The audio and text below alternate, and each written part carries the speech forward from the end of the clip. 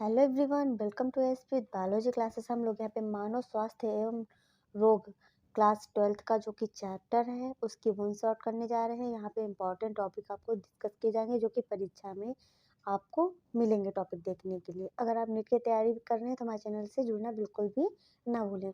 तो आइए चैप्टर को शुरू करते हैं। मानव स्वास्थ्य, ठीक है।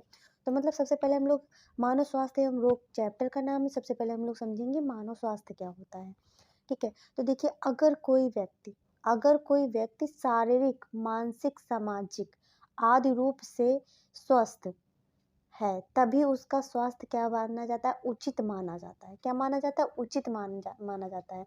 यानी कि अगर उस व्यक्ति को हम लोग स्वस्थ कहेंगे जो कि क्या शारीरिक रूप से, मानसिक रूप से, सामाजिक रूप से, इन कई रूपों से, ठीक है, संज्ञानात्मक रूप से समझ लीजिए, सारे रूपों से क्या हो, स्वस्थ हो तो उसी को हम लोग क्या मानते हैं, स्वस्थ मानते हैं, ठीक है।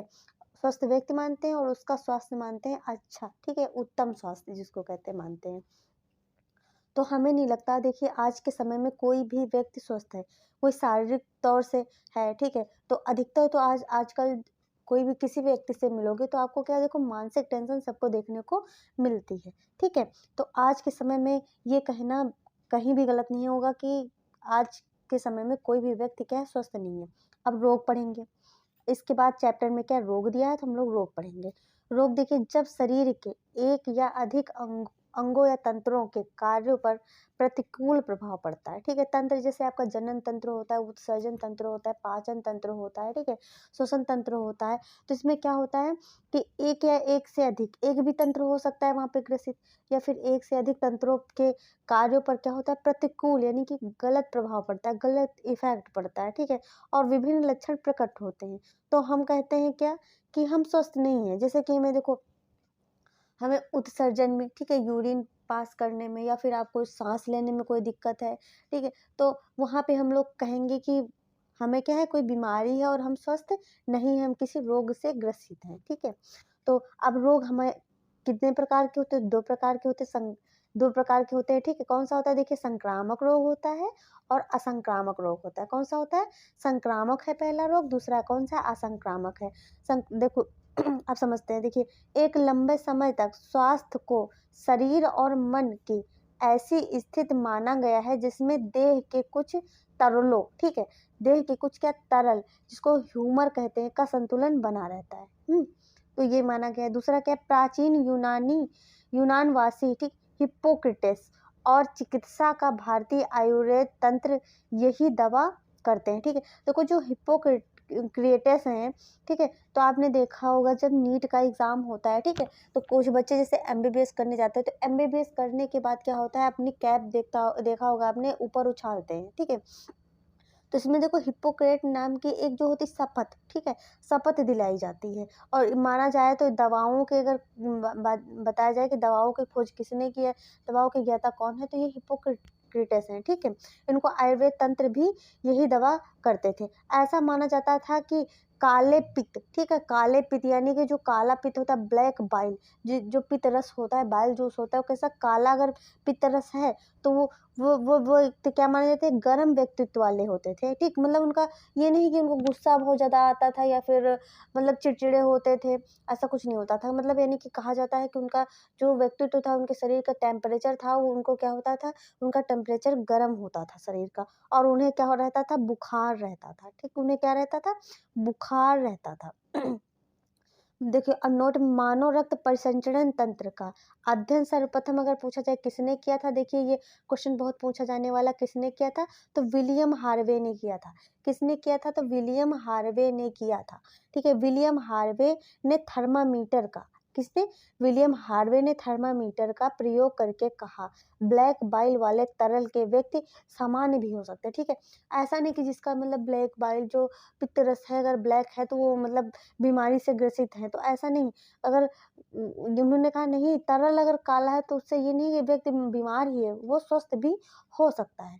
अब हम लोग पढ़ेंगे जीवाणु जनित रोग, ठीक है, जीवाणु जनित रोग। सबसे पहले हम लोग पढ़ेंगे टाइफाइड पढ़ेंगे, जो कि देखो साल्मोनेला टाइफी से होने वाला रोग है, ठीक है। साल्मोनेला टाइफी से होने वाला रोग है, और ये क्या है, एक प्रकार का यह जो है जीवाणु है, क्या है, जीवाणु है, ठीक है। अब चलिए देखते हैं। ठीक है। तो यह कैसे होता है?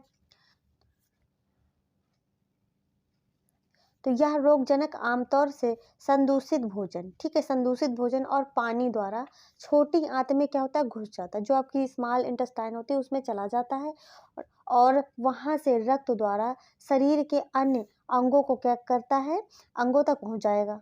शरीर के अन्य अंगों तक पहुंच जाएगा। हमारे शरीर का ताप 39 से 40 सेंटीग्रेड हो जाता है। कितना होता है? 39 से 40 सेंटीग्रेड, यानी कि आपका बॉडी टेम्परेचर 37 डिग्री होता है। ठीक है, यहाँ पे क्या 39 से 40 सेंटीग्रेड, यानी कि आपको बुखार रहेगा। क्या रहेगा? आपको बुखार रहेगा, कमजोरी लगेगी आपको, अमाशय में पीड़ा होगी, ठीक है, कब्ज रहेगी, सिर दर्द होगा, आपको भूख नहीं लगेगी, भूख नहीं लगेगी। और गंभीर मामलों में क्या होती है, आंत में छेद हो जाती है, ठीक है, आंत में छेद हो जाते हैं और मृत्यु भी हो सकती है। टाइफाइड ऐसा रोग है कि अधिकतर आपको हर व्यक्ति में क्या होता है, देखने को मिलेगा टाइफाइड, कि कोई ऐसा व्यक्ति नहीं होगा जिसको टाइफाइड नहीं हुआ हो। रेयर केस में भले हो सकता है, पर अधिकतर लोगों को क्या टाइफाइड हुआ जरूर हुआ होता है। ठीक है, देखो, टाइफाइड ज्वर की पुष्टि विडाल परीक्षण, ये प्रश्न बनता है कि टाइफाइड जो बुखार होता है उसकी पुष्टि किससे की जाती है, तो विडाल टेस्ट, ठीक है, विडाल टेस्ट से हो सकती है, ठीक होती। आयुर्विज्ञान में एक चिर प्रतिष्ठित मामला मैरी मलान, ठीक है, मैरी मलान एक रसोइया थी, खाना बनाने वाली, ठीक है, इनका नाम उपनाम टाइफाइड मैरी का है, ठीक है, इन्हीं के नाम पर क्या रखा गया था, उपनाम क्या रखा गया था, टाइफाइड मैरी।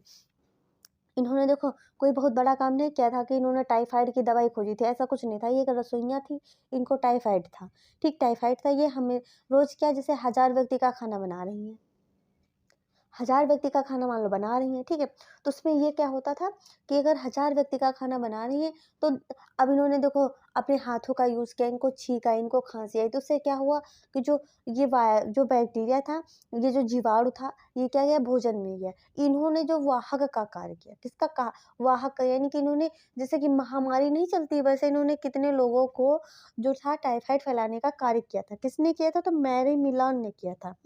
इसीलिए इनको टाइफाइड मैरी भी कहते हैं। मैरी मिलान पेशे से रसोइया थी और जो खाना वह बनाती थी उसके द्वारा वर्षों तक, कब तक, वर्षों तक इन्होंने क्या किया था, टाइफाइड का वाहक के रूप में फैलाने का कार्य किया था।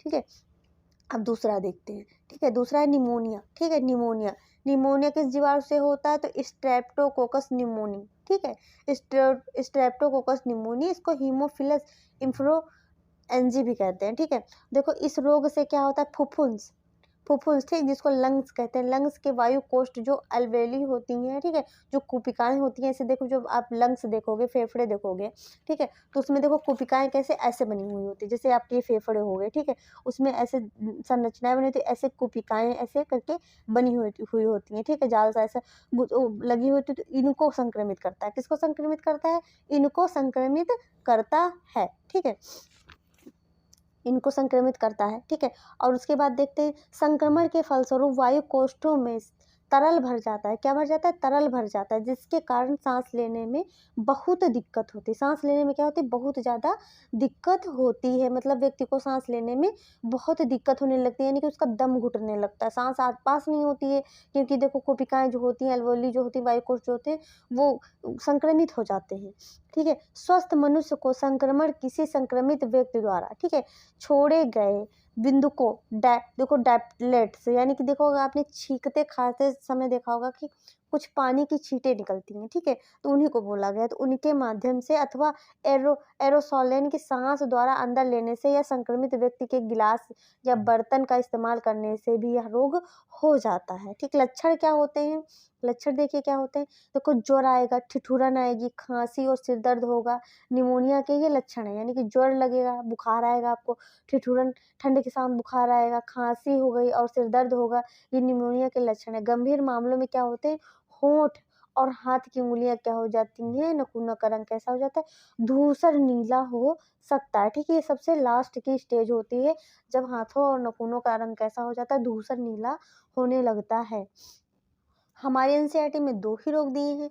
अब हम लोग समझेंगे विषाणु जनित रोग, ठीक है? तो देखिए, कॉमन कोल्ड ज़ुकाम, ठीक? कॉमन कोल्ड जिसको ज़ुकाम कहते हैं, ये राइनो वायरस द्वारा होता है। किसके द्वारा होता है? तो राइनो वायरस द्वारा होता है। यह नाक और श्वसन मार्ग को क्या कर देता है? संक्रमित कर देता है, पर फेफड़ों को नहीं करता है, ठीक है? ये कॉमन सा देखो होता है, कॉमन कोल्ड जो होता है अधिकतर सभी को होता है। इसमें क्या होता है, देखिए आपका श्वसन मार्ग जो होता है वो संक्रमित हो जाएगा, यानी कि देखो नाक में आपको जुकाम हो जाएगा, ठीक है? जो आपके देखो जो श्लेष्मा होता है वो आने लगता है नाक में, श्वसन मार्ग, ठीक है? यहाँ तक संक्रमित होता है, पर जो फेफड़े हैं ये संक्रमित नहीं होते हैं। संक्रमित व्यक्ति को क्या होती है, खांसी या छींके से निकले बिंदुक जब स्वस्थ व्यक्ति द्वारा सांस लेने पर अंदर जाते हैं तो संदूषित वस्तुओं के संपर्क में आने से उस जो अगल बगल आपके आसपास होंगे वो व्यक्ति भी संक्रमित हो जाएंगे। जैसे कि आपने देखा होगा कि घर में अगर एक व्यक्ति बीमार हुआ, ठीक है? घर में अगर एक व्यक्ति बीमार हुआ, मान लो जैसे कि आपके आपकी मम्मी को खाँसी हुई, ठीक है? तो मम्मी से क्या होगी, बच्चों को होगी, बच्चों से तो पूरी फैमिली के जितने भी मेंबर हैं सबको यहाँ पर क्या होगा, कॉमन कोल्ड होना है, ठीक है? सबको क्या होगा, कॉमन कोल्ड होगा, क्योंकि देखो किसी न किसी माध्यम से एक-दूसरे को क्या कर रहे हैं, ये जो है वायरस को क्या कर रहे हैं, ट्रांसफ़र कर रहे हैं। क्या कर रहे हैं? ट्रांसफ़र कर रहे हैं। तो यहाँ पे सबको ये वायरस होगा, ठीक है? लक्षण क्या होते हैं? नेज़ल कंजक्शन, जैसे कि आपने देखा होगा जब आपकी नाक जैसे कि बंद हो जाती है, ठीक है? कंजक्शन हो जाता है, तो देखो जो नेज़ल डालने के लिए दी जाती है, ठीक? तो नेज़ल कंजक्शन हो जाता है, फटी आवाज़ आने लगती है, खाँसी आएगी, सिर दर्द होगा, थकावट होगी, ठीक? इसका देखो चक्र 7 से 3 से 7 दिन होता है। अगर आप दवाइयाँ ले लेते हैं आपको तो 2 या 3 दिन में क्या हो जाता है, जल्दी आराम मिल जाता है। प्रोटोज़ोआ जनित रोग देखते हैं कौन से हैं, ठीक है? तो प्रोटोज़ोआ जनित रोग देखते हैं कौन से? तो देखो सबसे पहले मलेरिया के बारे में पढ़ेंगे हम लोग। तो यह प्रोटोज़ोआ से होने वाला रोग है, ठीक है? प्रोटोज़ोआ से होने वाला रोग है और इसको देखो मलेरिया प्लाज़्मोडियम नामक छोटा-सा प्रोटोज़ोवन इस रोग के लिए क्या होता है? उत्तरदायी होता है। यह मादा एनोफिलीज़ से होने वाला रोग है, ठीक है? यह किससे होता है? तो यह मादा एनोफिलीज़ से होने वाला रोग है, ठीक है? जैसे कि कहा जाता है कि औरतें खून पीती हैं, ठीक? तो इस मादा एनोफिलीज़ ने जो होता है ये कहावत सच कर दी। क्योंकि देखो जो यहाँ पे जो नर एनोफिलीज़ होते हैं, तो वो क्या करते हैं, वो फल-फूलों का रस चूसते हैं, ठीक है? प्लाज़्मोडियम, प्लाज़्मोडियम देखो कौन-कौन से होते हैं, तो देखो प्लाज़्मोडियम वाइवेक्स इसकी जाति है, प्लाज़्मोडियम मलेरियाई है, प्लाज़्मोडियम फैल्सीफेरम है, ठीक है? तो सबसे ज़्यादा जो होता है खतरनाक क्या होता है, यह सबसे गंभीर रोग जो होता है, प्लाज़्मोडियम फैल्सीफेरम करता है। ये और इसके द्वारा क्या होता है, मलेरिया हो जाती है, तो व्यक्ति की क्या होती है, जान भी जा सकती है। प्लाज़्मोडियम का जीवन चक्र, जो कि हम लोग एनसीईआरटी की बुक से देखेंगे। किससे देखेंगे? एनसीईआरटी की बुक से देखेंगे। देखिए, जो हमारी एनसीईआरटी में बुक दिया है, तो उसमें हम लोग प्लाज़्मोडियम का देखेंगे चक्र कैसे होता है। देखिए, सबसे पहले क्या होगा, मच्छर ने जब आदमी को काटा, ठीक है? व्यक्ति को काटा, चाहे वो मेल हो या फीमेल हो, ठीक है? किसी को मादा एनोफिलीज़ ने काटा, तो क्या करेगी, देखिए उसने क्या किया, उसने देखो जब मच्छर दूसरे मानव को काटता है, तब जीवाणुओं काटने के साथ मानव के शरीर में चले जाते हैं। जैसे ही काटता है, तो क्या होता है, जीवाणु मानव के शरीर में चले जाते हैं। फिर क्या होता है, वो जाते हैं परजीवी जीवाणु जो होते हैं रक्त द्वारा क्या होते हैं, व्यक्ति की यकृत में चले जाते हैं। कहाँ चले जाते हैं? व्यक्ति की जो होती है यकृत में चले जाते हैं जीवाणु, ठीक है? व्यक्ति की यकृत में जीवाणु चले जाते हैं, तब फिर क्या होता है, तब देखिए क्या होता है, तब क्या होता है देखिए, तो यहाँ पे होता है कि अब जैसे गए, ठीक है? गए, उसके बाद क्या करते हैं कि देखो परजीवी यकृत कोशिकाओं में अलैंगिक रूप से क्या करते हैं, अलैंगिक रूप से, देखो यहाँ पे कोई लैंगिक जनन नहीं हो रहा है, यहाँ पे अलैंगिक रूप से क्या करते हैं, ये जनन करना चालू कर देते हैं। अलैंगिक रूप से क्या करते हैं, जनन करना। देखो इसने जनन किया, यहाँ पे थैली बना ली, फिर देखो इसने 3 से देखो यहाँ पे बना ली कोशिकाएँ, फिर उससे क्या कर दिया, बहुत सारी कोशिकाएँ उन्होंने बना ली, ठीक है? तो रूप से जनन करता है, कोशिकाओं को क्या होता है, फोड़ देता है। फिर ये जो कवर होता है, ये क्या होता है, फूट जाता है और ये जो जितने जीवाणु होते हैं, तो इनको क्या कर देता है, रक्त में मोचित कर देता है, यानी कि छोड़ देता है, ठीक है? रक्त में मोचित कर देता है, छोड़ देता है। फिर अब उसके बाद देखते हैं क्या होता है, ठीक है? जब छोड़ देता है, देखो जब फोड़ देगा और क्या कर देगा, छोड़ देगा, ठीक है? रक्त में छोड़ देगा तो परजीवी क्या करता है, लाल रुधिर कोशिकाएँ जो होती हैं, आरबीसी जो होती है, उसमें अलैंगिक रूप से जनन करेगा, ठीक है? और उन्हें क्या कर देगा, फोड़ देगा। फिर से क्या करेगा, देखिए कोशिकाओं को क्या कर रहा है, फोड़ रहा है आरबीसी कोशिकाओं में और इस प्रकार क्या होता है, ज्वर तथा अन्य लक्षणों का चक्र शुरू हो जाता है। फिर आपको क्या होगा, बुखार आने लगेगा, ठीक है? चक्र शुरू हो जाता है। मोचित परजीवी क्या करता है, नई रक्त कोशिकाओं को फिर से, ठीक है? इसको जो नई रक्त कोशिकाएँ दिखेंगी उसको क्या करेगा, फिर से संक्रमित करना शुरू कर देगा। अब देखिए उसके बाद क्या होता है, ठीक है, ये देखो मादा और ये नर, ठीक, 2 प्रकार के हैं, ठीक। देखो लैंगिक अवस्था में जो युग्मक जनक होते हैं लाल रुधिर कोशिकाओं में क्या करते हैं, परिवर्धन करते हैं, यानी कि बढ़ना चालू करते हैं, अपना जो होती है वृद्धि को चालू कर देते हैं, ठीक है। देखो नर और मादा, फिर इससे क्या बनेंगे, युग्मक जनक बनेंगे, क्या बनेंगे, युग्मक जनक बनेंगे, ठीक है, युग्मक जनक बनेंगे। अब देखो क्या होगा, ठीक है, ये हम लोगों ने समझ लिया था, ठीक है, मानव परपोषी समझ लिया था, ठीक है, मानव परपोषी। अब क्या होगा, ठीक है, युग्मक जनक बनेंगे। अब क्या होगा, देखो मादा मच्छर जो होगी, देखो जो मादा मच्छर होगी, मादा मच्छर रक्त आहार के साथ क्या करेगी, युग्मक जनक को फिर से, जब ये फिर काटेगी, जब फिर मादा मच्छर देखो काटेगी व्यक्ति को, पहले इतनी प्रोसेस जो है वो जो है देखो मानव के शरीर में कंप्लीट हुई। उसके बाद फिर ये मच्छर आया, फिर इसने मानव को काटा, ठीक है, फिर मानव को काटा, फिर क्या हुआ, मादा मच्छर रक्त आहार के साथ क्या करेगी, युग्मक जनक को भी अंदर ले लेगी, ठीक है। जब जो रक्त को सक करेगी, चूसेगी, तब क्या होगा, जो युग्मक ये बने हुए होंगे इनको क्या करेगी, शरीर मादा मच्छर क्या करेगी, अपने अंदर ले लेगी। फिर क्या होगा, देखो निषेचन और परिवर्धन मच्छर के आमाशय में होगा, ठीक है। अगर क्वेश्चन पूछा जाए कि निषेचन फिर से कहाँ होगा, जो ये बनेंगे जीवाणु, तो इनका क्या होगा, निषेचन कहाँ होगा, तो ये मादा जो मच्छर होगी, इनफ्लूएंजा होगी, उसके आमाशय में होगा, कहाँ होगा, उसके आमाशय में होगा, ठीक है, आमाशय में होगा। फिर से क्या होगा, देखिए फिर जब ये देखो कोशिका बनी हुई, तो जीवाणु जब देखो उसका परिवर्धन हो जाएगा और लाल ग्रंथ जो होगी ये देखो फूट जाएगी, फिर क्या होगा, परिपक्व संक्रामक अवस्था में जीवाणु आंत से निकलकर मच्छर की लार में आ जाएंगे, ठीक है, और लार लार में आ जाएंगे, ग्रंथियों में क्या होते चले जाते, लाला ग्रंथियों में जो होते चले जाते, और फिर से क्या करेंगे, मनुष्य को ये संक्रमित करना शुरू कर देंगे, ठीक है। तो ये लाइफ साइकिल हो गई हमारी प्लाज्मोडियम की, ठीक, प्लाज्मोडियम की क्या हो गई, आपकी ये लाइफ साइकिल होगी, जो कि आपके एनसीईआरटी बुक में दिया है। अगर आपको फिर भी नहीं समझ में आया तो कमेंट सेक्शन में कमेंट जरूर करना। अब हम लोग देखेंगे देखो दूसरा अमीबी अतिसार, ठीक, अमीबी अतिसार जिसको अमेबेसिस कहते हैं, तो ये एंट अमीबा हिस्टोलिटिका द्वारा होता है किसके द्वारा, तो एंट अमीबा हिस्टोलिटिका द्वारा होता है।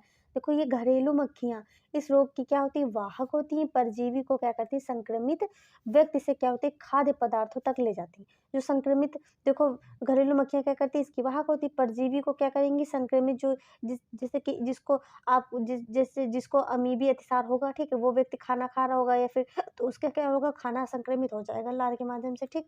तो मक्खियाँ क्या करेंगी, खाद्य पदार्थों तक ले जाएंगी, ठीक, खाद्य पदार्थों तक ले जाएंगी, ठीक है, तथा इन्हें क्या कर देती है, संक्रमित कर देती हैं। लक्षण क्या होते हैं, कब्ज होगा, उदरी पीड़ा होगी, ऐठन होगी, अत्यधिक श्लेष्मल, ठीक है, श्लेष्मल यानी कि मल में क्या होगी, श्लेष्मा निकलेगी, जिसको आंव बोलते हैं, ठीक है, और क्या होंगे, रक्त के थक्के वाला मल भी निकलेगा यहाँ पे, ठीक है। कृत्रिम जनित रोग, अब हम लोग पढ़ेंगे कृत्रिम जनित रोग क्या होते हैं, ठीक है। तो आइए देखते हैं, सबसे पहले हो गया एस्केरिस, ठीक, एस्केरिस हो गया, तो देखो एस्केरिस लुम्बेरिक्वाइट्स से होता है, ठीक है।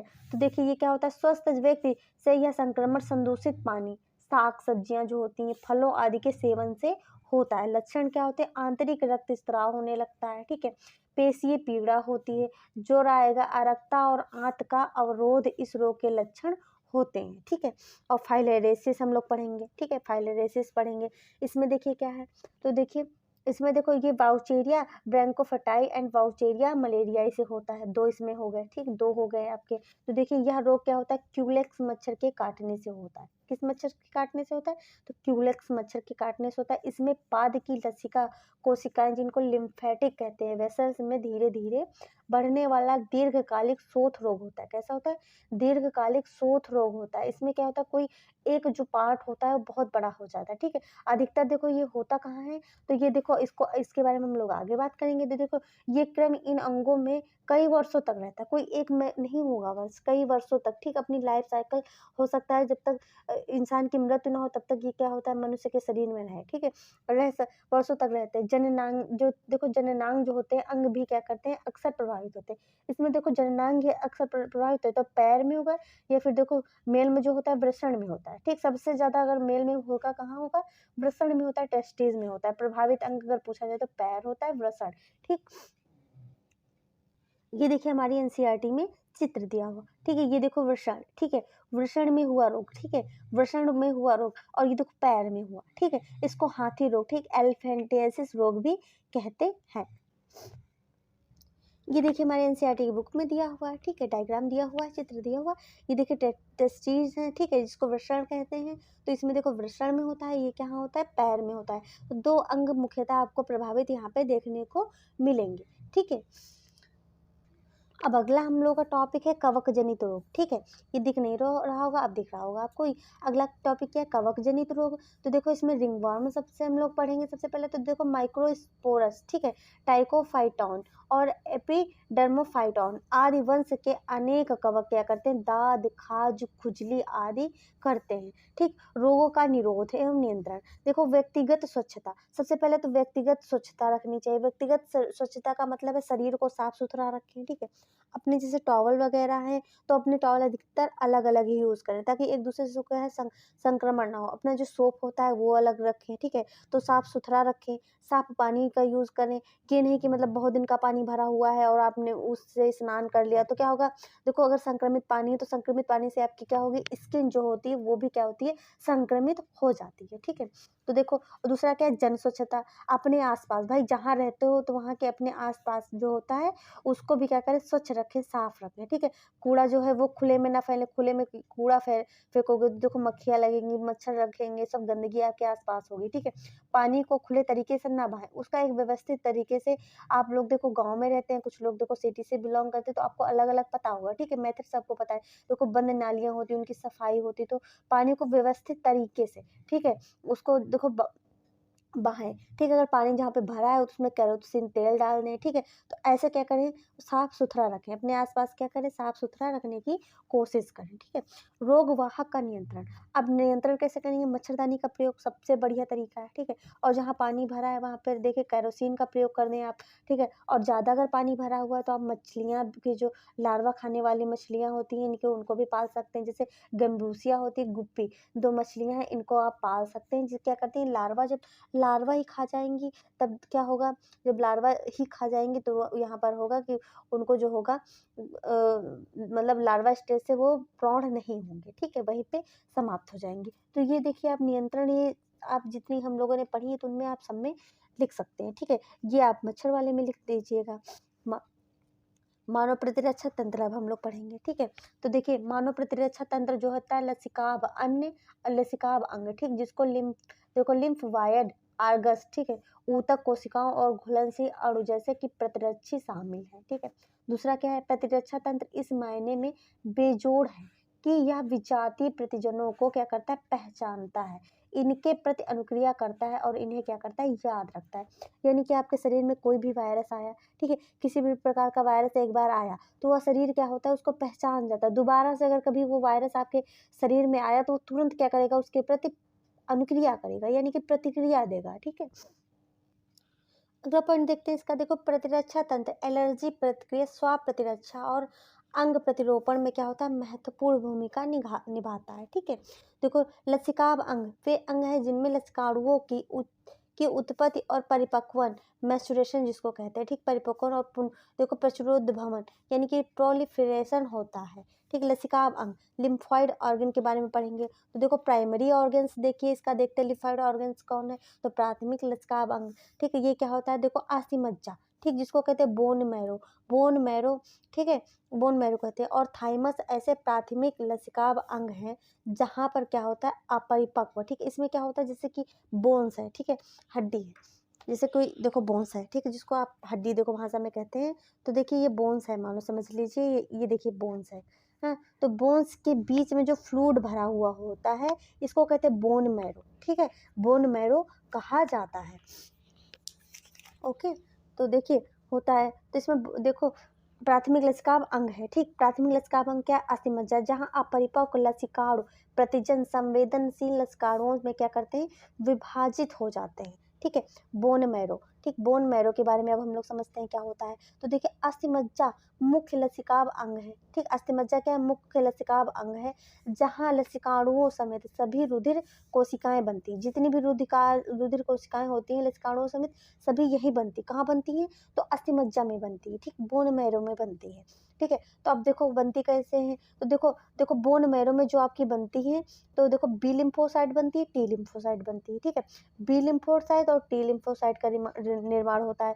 जो बी लिम्फोसाइट होती है तो बनती भी यहीं पे है बोन मैरो में, और जिसका निर्माण जो परिपक्व भी कहाँ होती है, बोन मैरो में होती है। इसी वजह से देखो इसको बी लिम्फोसाइट कहते हैं। बी मतलब बोन मैरो, ठीक है, इसका मतलब बी लिम्फोसाइट, ठीक ट्रिक से याद कर लो। और टी लिम्फोसाइट क्या होती है, टी लिम्फोसाइट बनती तो बोन मैरो में, पर देखो परिपक्व कहाँ होती है, अगर पूछा जाए परिपक्व कहाँ होती है तो परिपक्व ये होती है थाइमस में। कहाँ होती है, थाइमस ग्लैंड में होती है, ठीक। इसी वजह से इसको टी लिम्फोसाइट कहते हैं। क्या कहते हैं, टी, यानी कि इसका जो टी है वही टी आगे हो जाता है, फिर इसके बाद क्या कहते हैं, इसको लिम्फोसाइट कहते हैं, ठीक है। अब हम लोग पढ़ेंगे थाइमस, ठीक, थाइमस पढ़ेंगे, ठीक। थाइमस के बारे में पढ़ेंगे तो देखिए थाइमस एक लोब्ड अंग है जो हृदय के पास क्या होता है, उरोस्थि के नीचे स्थित होता है, ठीक है। कहाँ स्थित होता है, तो उरोस्थि के नीचे थाइमस पाया जाता है। और देखिए देखिए सेकंड पॉइंट, जन्म के समय ठीक थाइमस काफी बड़ा होता है, ठीक। जब जन्म होता है बच्चा, जैसे कोई बच्चा बेबी बॉर्न हुआ तो उसका क्या होता है, जो थाइमस होता है वो काफी बड़ा होता है। थाइमस क्या होता है, काफी बड़ा होता है। लेकिन बढ़ती उम्र के साथ जो थाइमस ग्रंथि होती है वो बहुत धीरे धीरे क्या होती है, छोटी होती जाती है, ठीक है, और छोटी आकार की होती जाती है। और यौनारंभ मतलब एक ऐसी स्टेज आती है कि बहुत छोटी हो जाती है, या फिर क्या होती है, वो गायब हो जाती है, ठीक है। और देखिए अगला पॉइंट, अस्थिमज्जा और थाइमस दोनों ही क्या होते हैं, लसिकाणुओं के परिवर्धन तथा परिपक्वन जो होता है, ठीक है। अस्थिमज्जा और थाइमस दोनों ही क्या होते हैं, लसिकाणुओं के परिवर्धन तथा परिपक्वन में सहायक होते हैं, ठीक है। अब सेकेंडरी ऑर्गन्स देख लेते हैं इसके, ठीक है, सेकेंडरी ऑर्गन्स देख लेते हैं। तो देखिए सेकेंडरी ऑर्गन जो द्वितीयक लसिकाभ अंग है उसके बारे में समझते हैं। देखो परिपक्वन के बाद लसिकाणु, प्लीहा, ठीक, स्प्लीन कहते हैं। तो लसिका ग्रंथियों जिसको कहते हैं टॉन्सिल, ठीक, चुत्रांश के पेयर पैचो, ठीक, पेयर पैच जो होते हैं। और परिशेषिका जिसको अपेंडिक्स कहते हैं, जैसे द्वितीय अंगों से में क्या होते हैं, चले जाते हैं, क्या होते हैं, अंगों में चले जाते हैं, ठीक है, अंगों में चले जाते हैं। तो एक द्वितीयक लसिकाभ अंग ऐसे स्थान है जहाँ लसिकाणुओं की प्रतिजन्य के साथ, कहाँ, प्रतिजन्य के साथ पारस्परिक क्रिया होती है। क्या होती है, पारस्परिक क्रिया होती है, जो बाद में प्रचुर संख्या में क्या करते हैं, उत्पन्न होकर प्रभावी कोशिकाएं बन जाती हैं, ठीक। प्लीहा जो होता है, स्प्लीन जो होता है, उसमें क्या होता है, आरबीसी का कब्रिस्तान इसको कहते हैं। अगर आरबीसी का जीवन काल पूछा जाए तो 120 दिन होता है, ठीक है। इसको ब्लड बैंक भी कहते हैं, ठीक है, ब्लड बैंक कहते हैं। यानी कि आरबीसी देखिए अगर ज़्यादा जो होती हैं, जो देखो कोशिकाएं अगर ज़्यादा मात्रा में बन जाती है तो यहाँ क्या होती है, यहीं पे ये खत्म हो जाती हैं, फिर यहीं पे क्या होती हैं, स्टोर होती हैं। जिस दिन जैसे आरबीसी कम आई, जब जरूरत हुई तो यहीं से क्या होती है, निकलती। जैसे ब्लड बैंक आपने देखा होगा, जब रक्त नहीं मिलता है कहीं तो ब्लड बैंक हम लोग जाते हैं, उसी तरीके क्या होता है, मेरे शरीर में भी क्या होता है, ब्लड बैंक होता है, ठीक है। प्लीहा जो होता है वो सेम के आकार का बड़ा अंग होता है। किस आकार का होता है, तो सेम आकार के बड़ा अंग होता है। इसमें मुख्य से क्या होते हैं, लसिकाणु और देखो भक्षकाणु होते हैं। क्या होते हैं, लसिकाणु होते हैं, भक्षकाणु होते हैं। यह रुधिर में पैदा होने वाले सूक्ष्म जीवों को क्या करता है, फंसाकर रुधिर निस्संदन यानी कि फिल्टर के रूप में क्या करता है, काम करते हैं, ठीक है। प्लीहा में लाल रक्त कणिकाओं का क्या होता है, बड़ा भंडार होता है। क्या होता है, बड़ा भंडार होता है। अब हम लोग समझेंगे लिम्फ नोड यानी कि लसिका ग्रंथियां। देखो लसिका ग्रंथियां जो छोटी ठोस संरचनाएं होती हैं जो लसिका तंत्र पर क्या होती है, भिन्न भिन्न स्थलों पर स्थित होती हैं, ठीक है, भिन्न भिन्न स्थलों पर स्थित होती हैं, जो सूक्ष्म जीव या दूसरे प्रतिजन लसिका और ऊतकों में क्या होती हैं, आ जाती हैं। लसिका ग्रंथियां उन्हें क्या करती हैं, फांस लेती हैं, ठीक है। लसिका ग्रंथियों में फंसे प्रतिजन वहां मौजूद लसिकाणुओं के सक्रियण और प्रतिरक्षा अनुक्रिया के लिए क्या होते हैं, उत्तरदायी होते हैं। माल्ट क्या होता है, ठीक है, माल्ट क्या होता है इसके बारे में समझते हैं। MALT, ठीक है, क्या होता है, देखिए प्रमुख पथों, ठीक, प्रमुख पथों श्वसन, पाचन और जनन मूत्र, ठीक है, जनन मूत्र पथ के स्तरों, ठीक, लाइनिंग के भीतर लसिकाभ स्तर जो होते हैं, ऊतक जो होते हैं वो स्थित होते हैं, जो कि श्लेष्मा संबंध लसिकाभ ऊतक जिसको क्या कहते हैं, माल्ट। यानी कि देखो माल्ट का फुल फॉर्म अगर पूछा जाए तो देखो क्या होता है, म्यूकोसल एसोसिएटेड लिम्फॉइड टिश्यू, ठीक है, ये होता है इसका फुल फॉर्म, ठीक है। इसको देखो हम अंडरलाइन कर किए दे रहे हैं, आप भी क्या कर लेना, इसको अंडरलाइन कर लीजिएगा, ठीक है। तो देखिए और दो टिश्यू कहते हैं, ठीक है, टिश्यू कहते हैं। अब देखिए यह मानव शरीर का, ठीक है, यह मानव शरीर का लसिकाभ ऊतक होता है। कितना होता है, लगभग 50% होता है। कितना होता है, तो 50% होता है, ठीक। प्रतिरक्षा जिसको हम लोग कहते हैं इम्यूनिटी कहेंगे ना, तुम्हारी इम्यूनिटी अच्छी नहीं है जिसकी वजह से क्या होता है, तुम बार बार बीमार पड़ जाते हो, ठीक। तो इम्यूनिटी है क्या, प्रतिरक्षा है क्या, इसके बारे में समझते हैं ना। देखो, परपोषी की रोगजनक जीवों से लड़ने की क्षमता जो उसके प्रतिरक्षी तंत्र के कारण मिलती है उसी को कहते हैं इम्यूनिटी। यानी कि देखा हो बहुत लोग कम बीमार पड़ते हैं, तो इसका मतलब होता है उनका इम्यूनिटी सिस्टम बहुत अच्छा है। जो परपोषी जीव है उनसे लड़ने की क्या है क्षमता, उनकी क्या होती है बहुत ही अधिक होती है। ठीक है, प्रतिरक्षा तंत्र दो प्रकार के होते हैं, एक सहज प्रतिरक्षा तंत्र होता है, दूसरा होता है उपार्जित प्रतिरक्षा तंत्र। ठीक, सहज प्रतिरक्षा तंत्र के बारे में हम लोग समझते हैं। देखो, सहज प्रतिरक्षा तंत्र जिसको इनेट यानी कि इम्यूनिटी एक प्रकार की अवशिष्ट रक्षा है जो कि हमें क्या होती है जन्म से मिलती है। ठीक है, जन्म से क्या होती है हमें मौजूद होती है, जन्म से मौजूद होती है। यह प्रतिरक्षा हमारे शरीर में बाह्य कारकों के प्रवेश के सामने विभिन्न प्रकार के रोधक खड़ा कर देती है। ठीक है, अगर बाह्य कोई भी जीवाणु आपके शरीर में प्रवेश करेगा तो यह करेगी जो सहज प्रतिरक्षा है वो विभिन्न प्रकार के क्या करेगी रोधक बैरियर जिनको कहते हैं। ठीक है, एक दीवार खड़ा कर देगी कि तुम अंदर नहीं आ सकते हो। ठीक है, अब देखो दूसरा देखेंगे शारीरिक रोध, फिजिकल बैरियर क्या होते हैं। ठीक, फिजिकल बैरियर क्या होते हैं इनके बारे में समझते हैं, फिजिकल बैरियर क्या होते हैं। ठीक है, तो देखिए हमारे शरीर पर त्वचा मुख्य रोधक है जो सूक्ष्म जीवों के प्रवेश को क्या कर देती है रोकती है। श्वसन जठरांत्र, ठीक, देखो गैस्ट्रोटेटाइनल, ठीक है, और जनन मूत्र पथ को क्या करती है आस्तरित करने वाली एपिथीलियम का श्लेष्मा आलेप कोटिंग भी शरीर में घूमने वाले रोगाणुओं को क्या करती है रोकने में सहायता करती है। जैसे आपने नाक में देखा होगा तो श्लेष्मा रहता है। ठीक है, तो कोई भी जीवाणु आता है तो पहले नाक में फंस जाता है, तो श्वसन मार्ग में जाने में क्या होती है उसको बाधा हो जाती है। ठीक है, अगर श्लेष्मा और देखो रोम ना हो तो क्या होता है सीधे अंदर चला जाएगा। ठीक है, तो ये होता है। अब कायिक रोध क्या होता है। ठीक, कायिक रोध क्या होता है इसके बारे में समझेंगे। तो देखिए कायिक रोध यानी कि फिजियोलॉजिकल बैरियर, आमाशय में अनेक अम्ल, ठीक है, मुंह में लार, देखो आमाशय में मुंह में अम्ल होते हैं कहीं, अगर मुंह से देखो कोई भी चला गया, ठीक, खाने के द्वारा कोई भी चला गया जीवाणु चला गया आपका क्या होता है आमाशय में एचसीएल होता है तो क्या करते हैं उनको मारने का कार्य करता है। ठीक है, तो मुंह में लार क्या देखो खाते हो खाने में तो उनमें कई जीवाणु जाते हैं तो लार क्या करती है कुछ जीवाणु को यही मार देती है। आँखों में जो होते हैं आँसू आते हैं ये भी क्या करते हैं, ये भी यही कार्य करते हैं। ये सभी क्या करते हैं रोगाणुओं की वृद्धि को रोकते हैं। ठीक है, जैसे कि आपके आँख में कुछ चला जाता है, सिंपली एग्जांपल समझो, तो अगर आपके आँख में कुछ चला गया तो क्या होता है देखिए, चला जाता है तो क्या होता है आपकी आँखों में आँसू आने लगते हैं, थोड़ी देर में क्या होता है व्हाइट कलर का आपकी आँखों में से कीचड़ निकलता है। ठीक, जिसके कारण क्या होता है जो कोई जीवाणु होता है वो बाहर निकल जाता है। कोशिकीय रोध, ठीक, सेलुलर बैरियर जिसको कहते हैं। देखो हमारे शरीर के रक्त में बहुरूप केंद्रक, ठीक है, जिसको श्वेताणु कहते हैं, ठीक, न्यूट्रोफिल्स जैसे कुछ प्रकार के श्वेताणु और मोनोसाइट क्या होते हैं मोनोसाइट तथा प्राकृतिक माइक, ठीक है, जिसको कहते हैं लिम्फोसाइट के प्रकार एवं ऊतकों में बृहत बचकाणु, ठीक है, जिसको मैक्रोफेजेज रोगाणु का क्या करते हैं भक्षण करते हैं और नष्ट कर देते हैं। साइटोकाइन, ठीक है, रोध, ठीक, साइटोकाइन रोध हम लोग पढ़ेंगे। देखो साइटोकाइन रोध क्या होता है, देखो विषाणु संक्रमित कोशिकाएं इंटरफेरान नामक प्रोटीनों का स्त्रावण करती है। विषाणु संक्रमित कोशिकाएं क्या करेंगी इंटरफेरान नामक प्रोटीन का स्त्रावण करती हैं जो असंक्रमित कोशिकाओं को और क्या करता है आगे विषाणु को क्या करती है संक्रमण से बचाती है। अब हम लोग इस सहज वाली हम लोगों ने कंप्लीट कर ली। अब हम लोग पढ़ेंगे उपार्जित, ठीक, उपार्जित प्रतिरक्षा जिसको एक्वायर्ड इम्यूनिटी कहते हैं। ठीक, एक्वायर्ड इम्यूनिटी कहते हैं। देखो दूसरी ओर उपार्जित प्रतिरक्षा रोगजनक विशिष्ट है। ठीक है, इसका लक्षण स्मृति है। ठीक, याद रखते हैं स्मृति, देखो इसके बारे में भी हम लोग बहुत अच्छे से पढ़ेंगे। ठीक है, तो देखिए हमारे शरीर का देखो सामना पहली बार किसी रोगजनक से सामना होता है तो यह अनुक्रिया रिस्पॉन्स करता है। ठीक है, रिस्पॉन्स करता है जिसे निम्न तीव्रता की प्राथमिक अनुक्रिया कहते हैं। सबसे पहली बार रिस्पॉन्स किया ना तो इसके इसी वजह से इसको क्या कहेंगे प्राथमिक अनुक्रिया कहेंगे। क्या कहेंगे प्राथमिक अनुक्रिया कहेंगे। ठीक है, और देखो नेक्स्ट पॉइंट इसका क्या है। ठीक है, नेक्स्ट पॉइंट देखते क्या है, बाद में उसी रोगजनक, ठीक, बाद में उसी रोगजनक से सामना होने पर बहुत ही उच्च तीव्रता की द्वितीयक एवं पूर्ववृत्तीय अनुक्रिया होती है। क्या होती है पूर्ववृत्तीय अनुक्रिया होती है। इसका अर्थ हमारे शरीर में प्राथमिक अनुक्रिया की क्या होती है स्मृति होती है। मतलब दोबारा अगर जैसे कि उन्होंने अटैक किया तो शरीर को पता है कि ये जो जीवाणु है ये हमारे शरीर में आया था तो हमने ये चीज़ बनाई थी। ठीक, ये जो है लिम्फोसाइट बनाई थी, तुरंत क्या करता है बना देता है और क्या होता है जो आता है बाहर से कोई रोगजनक आता है तुरंत क्या करता है उसको मारकर भगा देता है। ठीक, इसका अर्थ क्या होता है? तो देखो इसका अर्थ क्या होता है? तो इसका अर्थ ये होता है कि हमारा शरीर प्राथमिक अनुक्रिया की स्मृति यानी कि जो मेमोरी होती है, स्मृति होती है, वो क्या करता है अपने माइंड में फिक्स कर लेता है कि ये चीज़ आई है, दोबारा कभी आई है तो इसको अंदर नहीं आने देना, तुरंत क्या करना है फाइट करके इसको भगा देना है, ठीक है।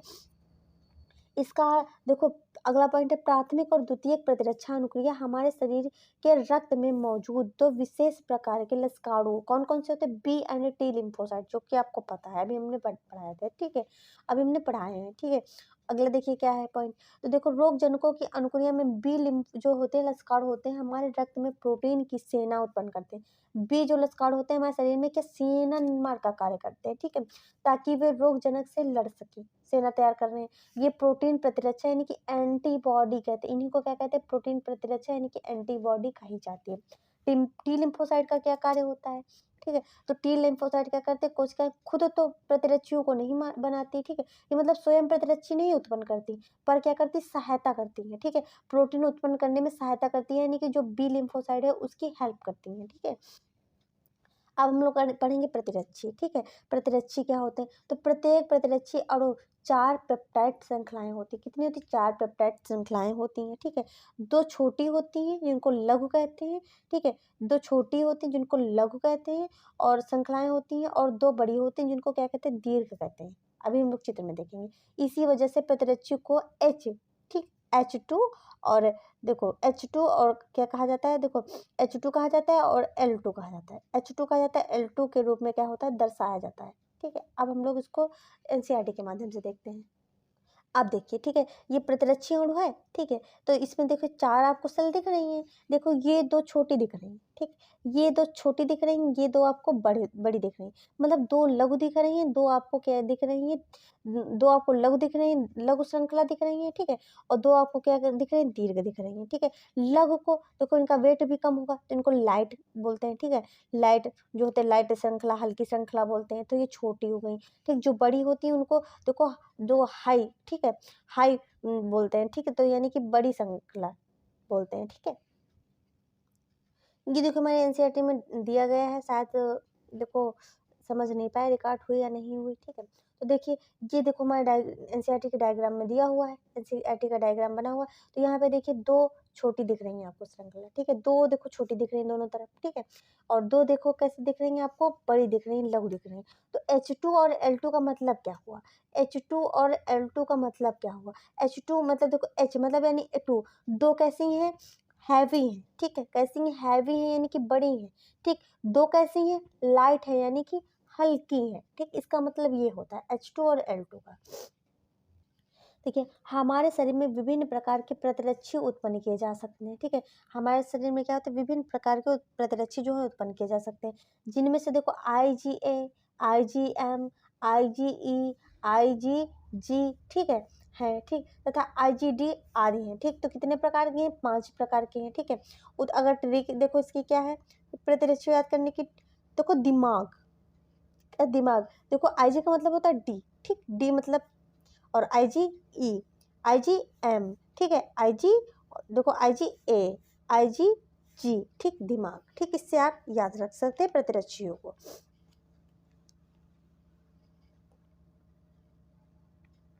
अगला हम लोग समझेंगे प्रतिरक्षा अनुक्रिया, क्या समझेंगे? प्रतिरक्षा अनुक्रिया, ठीक है, तो तरल प्रतिरक्षा अनुक्रिया, तो ये देखो प्रतिरक्षी रक्त में पाई जाती हैं, कहाँ पाई जाती है? तरल यानी कि लिक्विड, तरल आपके शरीर में क्या है? तो तरल आपके शरीर में सबसे ज़्यादा मात्रा में क्या है? ब्लड है, ठीक है, रक्त है, ठीक है, रक्त में पाई जाती हैं, इसीलिए इन्हें क्या कहते हैं? तरल प्रतिरक्षी कहा जाता है। यह 2 प्रकार की प्रतिरक्षी देखो माधित उपार्जित प्रतिरक्षा अनुक्रियाओं में से एक है, ठीक है, एक है। अगला देखते हैं, ठीक है, अगला है कोशिका यानी कि माध्यित प्रतिरक्षा अनुक्रिया, माध्यित प्रतिरक्षा देखो क्या कहती है? CMI, सेल मेडिएट इम्यूनिटी, ठीक, कहलाती है, क्या कहलाती है? CMI, सेल मेडिएट इम्यूनिटी कहलाती है, ठीक है। टी लसिका CMI का माध्यम बनते हैं। ठीक, क्या बनते हैं? बनते हैं। जब हृदय, ठीक, जब हृदय, नेत्र, वृक्क, यकृत जैसे अंग संतोषजनक रूप से काम करना बंद कर दें, ठीक है, आप प्रॉपर वे में क्या करें, काम करना बंद कर दें, तो एकमात्र उपचार प्रतिरोपण होता है। क्या होता है? प्रतिरोपण। जैसे कि कोई अंग काम करना बंद कर देता है तो क्या होता है, दूसरे का अंग लेकर के वहाँ पे क्या कहते हैं, उसको रोपित किया जाता है। प्रतिरोपण का मतलब ये होता है कि आपके शरीर से वो अंग को क्या करेंगे, काट के बाहर निकाल देंगे, दूसरे के शरीर से क्या होते हैं, उसको अंग को क्या करेंगे, आपके बॉडी में अटैच करेंगे। ठीक है, तो ये होता है प्रतिरोपण होता है, जिसमें रोगी क्या होता है, सामान्य हो जाता है। ठीक, अगला पॉइंट देखें, सक्रिय प्रतिरक्षा, जिसको एक्टिव इम्यूनिटी कहते हैं। जब परपोषी प्रतिजनों यानी कि एंटीजन का सामना करता है तो उसका शरीर क्या होता है, प्रतिरक्षी पैदा करता है। ठीक, प्रतिरक्षी पैदा करता है। तो प्रतिजन जीवित या मृत रोगाणु या अन्य प्रोटीन के रूप में हो सकते हैं। ठीक है, जीवित भी हो सकते हैं, मृत भी हो सकते हैं, प्रोटीन के रूप में भी हो सकते हैं। सक्रिय प्रतिरक्षा जो होती है धीमी होती है। ठीक है, धीमी होती पर पूर्णता क्या होती है, प्रभावी होती है। मतलब धीरे धीरे रे मना धीरे धीरे सब होए, कहावत नहीं सुनी है? ठीक, माली सींचे 100 गढ़ा, ऋतु आवे फल होए। ठीक, वही बात यहाँ की गई है। ठीक है, कि धीमी गति से होती पर पूर्णता क्या होती, प्रभावशाली होती है। ठीक है, धीमी गति से होती, पूर्णता क्या होती है, प्रभावशाली होती है। प्रतिरक्षीकरण, जिसको कहते हैं इम्यूनाइजेशन, ठीक, के दौरान जानबूझकर रोगाणुओं का टीका देना। प्राकृतिक संक्रमण के दौरान संक्रामक जीवों को क्या होता है, शरीर में प्रवेश कराया जाता है ताकि हमारा शरीर प्रतिरक्षी बना सके। अब होता क्या है, देखो, वैक्सीनेशन टीकाकरण सब बच्चों को हुआ होगा। ठीक, सबको हुआ है, हमको भी हुआ है, हमारे जो बच्चे हैं उनको भी हो रहा है। ठीक है, टीकाकरण, तो इसमें होता क्या है, देखो, प्रतिरक्षी, ठीक, शरीर को क्या होता है, प्रतिरक्षी यानी कि मृत प्रतिरक्षी जो होते हैं उनको क्या होता है, शरीर के अंदर डाला जाता है। ठीक, उसके ऊपर का जो देखो DNA RNA जो जेनेटिक मटेरियल्स है उसको हटा देते हैं। ठीक है, हटा देते हैं, जैसे कि हटा दिया। ठीक है, तो हटा दिया, उसके बाद क्या किया, उसको डाला गया शरीर में। तो ये क्या होता है, शरीर को ये पता है कि बाहर से कोई आया, इसको लड़ करके भगाओ, तो प्रतिरक्षी शरीर बनाना चालू कर देता है। ठीक है, तो इसने प्रतिरक्षी बना लिए। ठीक, मतलब शरीर को पूरी तरीके से बेवकूफ़ बनाया जाता है, ये समझ लो, प्रतिरक्षी बनाने के लिए। ठीक है, तो जब उसने प्रतिरक्षी बना लिए तब क्या होता है, नेक्स्ट टाइम, ठीक, और फिर आगे जा कर के कभी भी वो प्रतिरक्षी आए तो उसको देखो स्मृत मेमोरी बनी होती है, तो वो कहता है कि हाँ, ये प्रतिरक्षी तो पहले आया था। ठीक, तो उसी तरीके के क्या करती, शरीर जो होती प्रतिरक्षी का निर्माण करती, तुरंत क्या करती है, उसको मार करके भगा देती है। ठीक है, अब अगला पॉइंट देखते हैं, तो देखो, निष्क्रिय प्रतिरक्षा, जिसको कहते हैं पैसिव इम्यूनिटी। देखो, जब शरीर की रक्षा के लिए बने बनाए प्रतिरक्षी सीधे ही क्या करते हैं, हमारे शरीर में पहुंचाए जाते हैं। ठीक है, सीधे पहुंचाए जाते हैं। जब हमारे शरीर में प्रतिरक्षी कम बनते हैं उतने समय और हमें ज़्यादा प्रतिरक्षी की ज़रूरत होती है। ठीक है, तो और दूसरा तरीका होता है ये कि मतलब पैसिव इम्यूनिटी का मतलब होता है जैसे कि हमारे शरीर में प्राकृतिक तौर से पहुंचाया जाए। ठीक, पैसिव इम्यूनिटी उसको कहते हैं। ठीक है, तो देखो, दुग्ध स्त्राव, जिसको लैक्टेशन कहते हैं, प्रारंभिक दिनों में दौरान देखो, जैसे कहते हैं 6 महीने या माँ का जो पहला होता है गाढ़ा दूध, पीला दूध होता है, तो बच्चों को ज़रूर पिलाना चाहिए। ठीक है, तो उसमें देखो, जिसको खीस कहते हैं, क्या कहते हैं, खीस कहते हैं। ठीक, कोलेस्ट्रम में प्रतिरक्षी कौन से पाए जाते हैं, IgA, जो आपकी 5 प्रकार की पाई जाती है, उसमें से IgA क्या होती है, माँ के पहले गाढ़े दूध, जो पीला दूध होता है, उसमें पाई जाती है। ठीक है, प्रचुरता होती है, जो क्या करती है, शिशु की रक्षा करती है। ठीक, शिशु की क्या करती है, रक्षा करती है। ठीक है, प्रेगनेंसी के दौरान, ठीक है, भ्रूण जो अपरा होता है, प्लेसेंटा जो होता है, जिससे क्या होता है, बच्चा जो होता है न्यूट्रिशन लेता है। ठीक, उसमें IgG, ठीक, मिलती है प्लेसेंटा में। ठीक है, अगला है सक्रिय प्रतिरक्षा टीकाकरण। ठीक है, सक्रिय प्रतिरक्षा टीकाकरण, तो देखिए, टीकाकरण में रोगजनक या निष्क्रियता, ठीक, दुर्बलता, रोगजनक टीका की प्रतिजन प्रोटीनों की क्या करती है, निर्मित शरीर में प्रवेश कराई जाती है। सर, इन प्रतिजनों के विरुद्ध शरीर में उत्पन्न प्रतिरक्षीय वास्तविक क्या करते हैं, संक्रमण के दौरान रोगजन्य जो होते कारकों को निष्प्रभावी बना देते हैं। टीका स्मृति, ठीक, बी और टी कोशिकाएं भी बनाते हैं। क्या बनाते हैं, बी और टी कोशिकाएं भी बनाते हैं, लिम्फोसाइट जिन्हों कहते हैं, जो परिवर्ती प्रभावन सभी क्वेंट, ठीक, एक्सपोजर होने पर रोगजनक को क्या करती है, जल्दी से पहचान लेती हैं और प्रतिरक्षियों के भारी उत्पादन करने में क्या करती है, हमला कर देती है। निष्क्रिय प्रतिरक्षा क्या होती है, अगर व्यक्ति घातक रोगाणुओं जैसे टेटनस से संक्रमित होता है। ठीक है, घातक रोगाणु जैसे टेटनस हो गया, ठीक, टेटनस से अगर व्यक्ति संक्रमित है तब क्या होता है, ठीक है। तो देखो क्या होता है, जिसके लिए फौरन प्रतिरक्षियों की आवश्यकता होती है तुरंत, क्योंकि इतनी ज़्यादा मात्रा में रोगाणु आ जाते हैं, तो उसमें क्या होता है, प्रतिरक्षियों की ज़्यादा से ज़्यादा आवश्यकता होती है, उतना शरीर हमारी प्रतिरक्षी बना नहीं पाता है। तो क्या होता है, प्रभावकारी निष्पादित जो प्रतिरक्षी या प्रति अवधि, ठीक, एंटीटॉक्सिन एक ऐसी निर्मित जिसमें जो होता है आविष के लिए क्या होती है, प्रतिरक्षी यानी कि इंजेक्शन जो होते हैं, टीके जो होते हैं, टीके के माध्यम से क्या होता है, हमारे शरीर में डाले जाते हैं अलग से प्रतिरक्षी, ठीक है। दूसरा क्या है, सांप। सांप के काटे जाने पर जब सुई लगाई जाती है, जिसमें सर्प जीवित वेनम के विरुद्ध क्या होते हैं, प्रतिरक्षी होते हैं, उनको हमारे शरीर में डाला जाता है, ठीक है। आर्टिफिशियल तरीके से क्या होता है, उसको इंजेक्ट किया जाता है, जिससे क्या होता है, वो हमारे शरीर में प्रतिरक्षी को संख्या को बढ़ा देते हैं, जिससे हमें क्या होता है, सांप के जहर का असर खत्म हो जाता है, ठीक है। अब एलर्जी, एलर्जी क्या होती है इसके बारे में समझते हैं। देखो, एलर्जी होती है पर्यावरण में मौजूद कुछ प्रतिजन्य के प्रतिरक्षी तंत्र की अतिरंजित अनुक्रिया एलर्जी कहलाती है, ठीक। तथा वह पदार्थों जिसमें हमें एलर्जी होती है उनको एलर्जन कहते हैं। जैसे कि कोई कोई कहता है मुझे धूल से एलर्जी है, किसी को किस चीज़ से एलर्जी होती है, तो जिन पदार्थों से एलर्जी होती है उनको एलर्जन कहते हैं, और जो होता है उसको एलर्जी कहते हैं, ओके, ठीक है। इनके प्रति बनने वाली प्रतिरक्षाएं क्या होती है, आईजीई होती है, ठीक। कौन सी होती है, आईजीई होती है, याद रखना, ठीक है। एलर्जन के सामान्य उदाहरण धूल, पराग कण होते हैं, प्राणी ईटीसी, ठीक है। अगला देखते हैं, तो एलर्जी मास्ट, ठीक, कोशिकाओं से हिस्टामिन और सीरोटोनिन, ठीक, जैसे रसायनों के निकलने के कारण होती। एलर्जी अनुक्रियाओं के लक्षणों में छींकना, नीली आंखें हो जाएंगी, छींके बहुत आएंगी, बहती नाक पानी से, ठीक, और सांस लेने में क्या होगी, कठिनाई होगी। अगला टॉपिक हमारा स्वप्रतिरक्षा है, तो इसको हम लोग नेक्स्ट के पार्ट में करेंगे। अगर आपको हमारी क्लास थोड़ा सा भी अच्छी लगी हो तो मेरे चैनल को लाइक, शेयर एंड सब्सक्राइब करें। Thanks for watching.